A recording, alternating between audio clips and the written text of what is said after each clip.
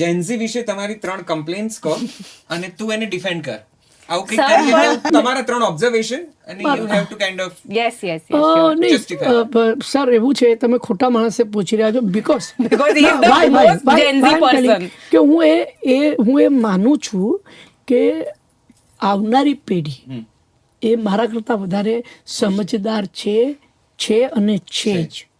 ફક્ત પ્રોબ્લેમ એક જ છે કે એ લોકોમાં જે બધી ખૂબીઓ છે ને એને હું સ્વીકારવા માટે હું બહુ તૈયાર હોઉં છું પણ એ લોકો છે ને તે મારી ખૂબીઓને સ્વીકારતા નથી.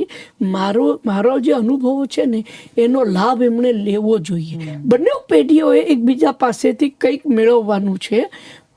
અમે લોકો રેડી છીએ.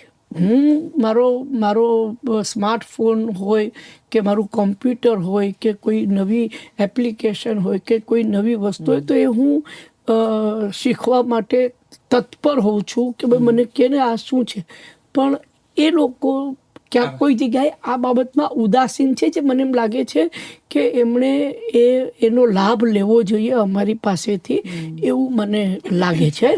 Do you have to say something? Yeah, I would love to say something. તો હવે he is the most Gen Z person I know. Right.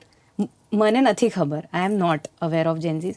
પણ મને એવું લાગે છે કે અગેન he is saying કે લોકો સમજવા માટે તૈયાર નથી. The thing is સર બધા તમારી જેમ સમજાવતા નથી.